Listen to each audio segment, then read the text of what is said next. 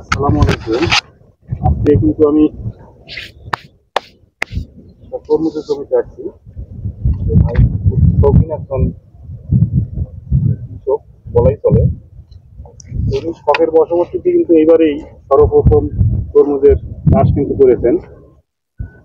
তো এখানে প্রায় উনি, আমি যেটা জানি, যতটুকু জানি, প্রায় 2 বিঘা জমিতে কিন্তু এখানে তরমুজ লাগিয়েছেন।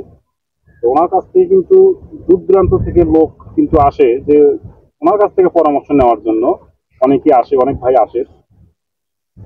তো যাই হোক, অল্প সময়ের মধ্যে উনি কিন্তু একটা ভালো একজন অভিজ্ঞতা সম্পন্ন এই তরমুজ চাষি কিন্তু হয়ে গেছেন। অলরেডি আপনারা দেখতেই পাচ্ছেন গাছের এখন পর্যন্ত তেমন কোনো কিন্তু সমস্যা আমার কাছে এখনো মানে দেখা যায়নি।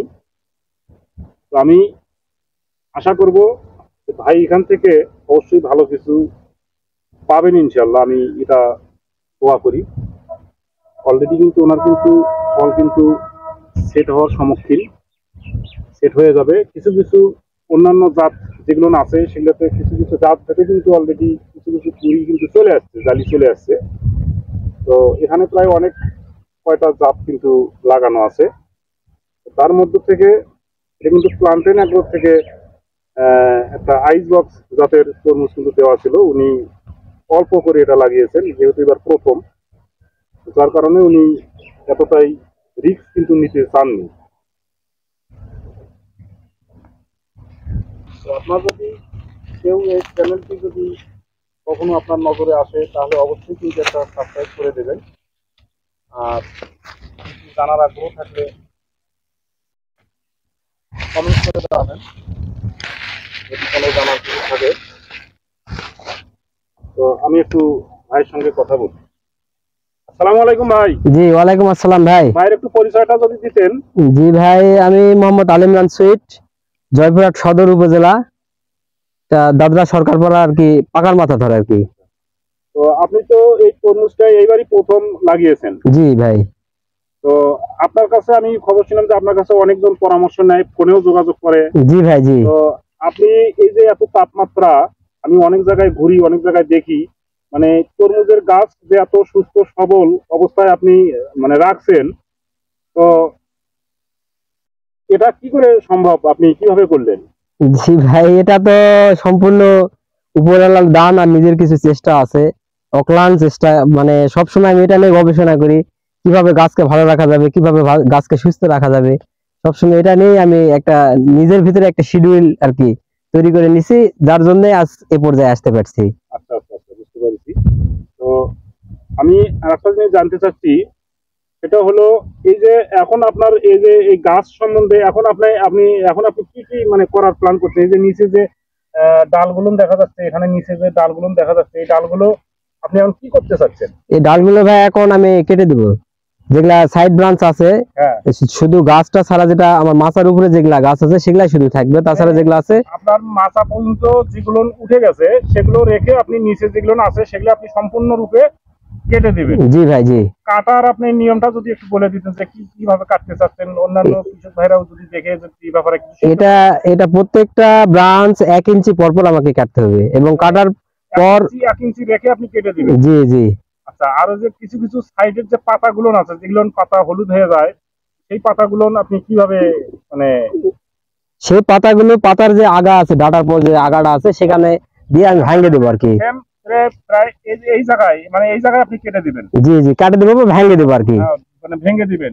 আর ডগাটা রাখার কারণটা কি? ডগাটা রাখার কারণ যে ওইটা যদি আমি ডগাটার কাছে যদি কাটি, তাহলে মানে অনেকখানি একটা রস, মানে গাছটা হ্যাম্পারিং হবে আর কি। আর যখন আমি মাথায় ভাঙবো, হ্যাঁ, তখন আর হ্যাম্পারিংটা হবে না, মানে ওটা গাছ টের পাবে না। গাছ টের পাবে না যে ওর মাথাটা ভাঙা হয়েছে। আর আর বাড়তি যেগুলা পাতা আছে সেখান থেকে ও খাবার নিতে পারবে। আচ্ছা, বুঝতে পারি। তো ভাই এখানে এই যে তরমুজটা আমি দেখতে পাচ্ছি, এটা কোন জাতের তরমুজ বলতে পারবেন? এটা প্লান্টেন কোম্পানির আইস বক্স জাতের একটা তরমুজ। এটা আমার মানে ডেমো স্বরূপ দেওয়া হয়েছে। হ্যাঁ, তো গাছ আলহামদুলিল্লাহ আমার এখানে যে 8টা জাত আছে, 8টা জাতের সঙ্গে এটাও কম্পেয়ার করতে পারবে, সমস্যা হবে না।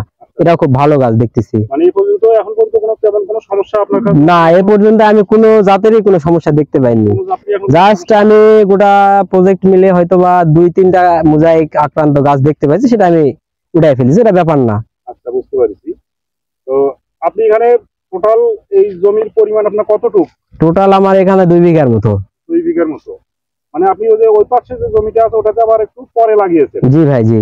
আবার আবার আপনি সামনে আবার লাগাতে চাচ্ছেন কিছু, জি মানে অর্থাৎ আপনি এই পুরো সিজনটাই তরমুজ দিয়ে পার করতে চাচ্ছেন। জি ভাই, জি। তো যাই হোক, আপনার কাছে অনেক কিছু শেখার। আপনার তো এখানে আরেকটা জিনিস, আপনি কোন কোন ওষুধগুলো ব্যবহার করেন? এখানে আমি মূলত মানে থিপসের জন্য ডাইমেনশন ইউজ করি। আচ্ছা। ডাইমেনশনটা একটু মাত্রা কম করে দিতে হবে যেহেতু টেম্পারেচার বেশি। হ্যাঁ। আর এই মানে জিঙ্ক, বোরন, কপার এই জাতীয় নিউট্রাফসের মতো একটা ওষুধ আছে, সেটা হচ্ছে আপনার এগ্রিভেট।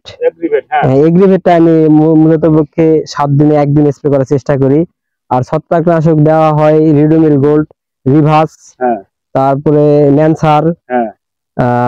সাইমক্সিলিন গ্রুপের কার্জেট, হ্যাঁ। এগুলা দেই আর কি। আর পোকার জন্য এ পর্যন্ত ব্যবহার করছি আপনার ভার্টিমেক ব্যবহার করা হয়েছে, হ্যাঁ। তারপরে আপনার ভ্যালেন্টের সিকল, ইমিটাপ, হ্যাঁ, এগুলাই আর কি। আচ্ছা। আর মাটিতে যে খাবার খাদ্যটা দিয়েছেন সেটা মানে কি কি কি পরিমাণ দিয়েছেন, মানে বিঘা বিঘা প্রতি আপনি কোনটা কি পরিমাণ দিয়েছিলেন? এটা ভাই আমার লিস্ট ধরে বলতে গেলে অনেক কিছু দেওয়া আছে, এটা লিস্ট না ধরলে এভাবে বলা যাবে না। মানে সবকিছুই সবকিছু দেওয়া আছে। তারপর এটা একটা টাইকো মানে কম্পোস্ট অবশ্যই দিতে হবে। সাধারণত দেখলেন দুই একটা নাম বলেন। যেমন এখানে জিঙ্ক ব্যবহার করা আছে পদ্মা অয়েলস এর মুক্তা, হ্যাঁ। বোরন ব্যবহার করা আছে ন্যাশনালের, হ্যাঁ। আপনার মানে আমি বলতে আমেরিকান। বিঘা প্রতি কতটুকু করে দিবেন? এটা বিঘা প্রতি আমার বোরন দেওয়া আছে 1 কেজি, হাফ কেজি। হ্যাঁ। জিঙ্ক দেওয়া আছে 1.5 কেজি। আচ্ছা। থিওবিট দেওয়া আছে 2 কেজি। হ্যাঁ। তারপরে আপনার ফুরাডান, এক কথায় দানা, হ্যাঁ, এটা দেওয়া আছে 3 কেজি। বিঘা প্রতি 2 কেজি করে দেওয়া আছে এটা সম্ভবত। আর আপনার হচ্ছে ম্যাগনেসিয়াম দেওয়া আছে 4 কেজি। আর আপনার জিপসাম দেওয়া আছে হচ্ছে 10 কেজি। আর জৈব সার দেওয়া আছে ভাই, এটা হিসাব নেই, মোটামুটি তাও 5-7 বস্তা হবে। আচ্ছা, বুঝতে পারছি। আর আপনার হচ্ছে পটাশ দেওয়া আছে 2 বস্তা ফুল 2 বিঘায়। আর 2 বস্তা ড্যাপ দেওয়া আছে, 2 বস্তা টিএসপি দেওয়া আছে, 1 বস্তা। কতটুকু ব্যবহার করছেন আপনি? ইউরিয়া প্রথমে ব্যবহার করেছি মাত্র 20 কেজি, আর পরে আমি সেদিন দিলাম 10 কেজি। এই মানে আপনি এ পর্যন্ত মানে বেড তৈরি করার সময় যে খাবার খাদ্যগুলো নিয়ে একসাথে দিয়েছেন, এরপর আর কোনো খাবার খাদ্য দেননি? এরপর সেদিন আমি শুধু একটু ড্রেনের খাবার দিলাম, হ্যাঁ, হিউম্যানিক গোল্ড, আর এর সঙ্গে আমি একটু ইউরিয়া, পটাশ, খোল মানে মিশ্রণ করে একটু হালকা পাতলা দিয়েছি আর কি। আপনি যে জমিতে দেখতেছি যে আমি সেদিনও আসলাম, আসে দেখি জমিতে সেচ দেওয়া, সেচ কার্যটা আপনি আসলে মূলত কোন সময় করে থাকেন? সেচ কার্যটা আমি সকাল থেকে শুরু করি, এখন পানির ব্যবস্থা তো তারপর অনেক বড় প্রজেক্ট, হয়তো বা 10টা-11টা বাজে যায় আর কি। তো এখন কাইন্ডলি ভাই আমার কাছে একটা অনুরোধ, আপনার কাছে একটা অনুরোধ, সেটা হলো অনেক কৃষক ভাই কিন্তু কমেন্টস করে, জানতে চায়। হ্যাঁ, আমাকে এই চ্যানেলে কিন্তু অনেক কজন কমেন্টস করছে যে ভাই তরমুজ উনি যে লাগিয়েছেন এতগুলো জাত, প্রায় 7টা-8টা জাত, তো উনি তো লস খাবেন। তা আমি তো এখানে কিন্তু উল্টোটা দেখতেছি, এখানে লসের কিছুই নাই। হ্যাঁ, তা আমি ওনাকে বলেছিলাম যে ভাই উনি একজন অভিজ্ঞতা সম্পন্ন ভাই, উনি এই ব্যাপারে ভালো জানেন। তো যাই হোক, আপনার সঙ্গে যদি কেউ কখনো কথা বলতে চায় তাহলে কি আপনি কি এই ব্যাপারে কোনো পরামর্শ দেবেন? হ্যাঁ, অবশ্যই দেব। আমার জন্য পরামর্শের জন্য সর্বসময় মানে 24 ঘন্টায় আমার কাছে খোলা। যে কোনো সময় যে কোনো ভাই আমার কাছে নক করলে আমি তাদেরকে মানে করতে পারবো, আমি তাদেরকে পরামর্শ দেব। এবং আমার ইচ্ছা যে আমার দ্বারাই 10 জন কৃষক উপকৃত হোক, 10 জন উদ্যোক্তা তৈরি হোক। আমি এই ইউটিউব দেখে আমি আজ এই পর্যায়ে আসছি। আমি কোনো কোম্পানির কোনো কথা শুনে বা কোনো মানে কারো কথা শুনে আমি এই পর্যন্ত আসিনি। আমি জাস্ট আমি কিছু মানে রিভিউ দেখি আর নিজে সেটার উপর মানে ট্রায়াল দেই, এই দিতে দিতে আজ আমি এই পর্যায়ে ভাই। যাই হোক, আপনাকে অসংখ্য ধন্যবাদ। তো ভাই আসসালামু আলাইকুম। জি, ওয়ালাইকুম আসসালাম ভাই।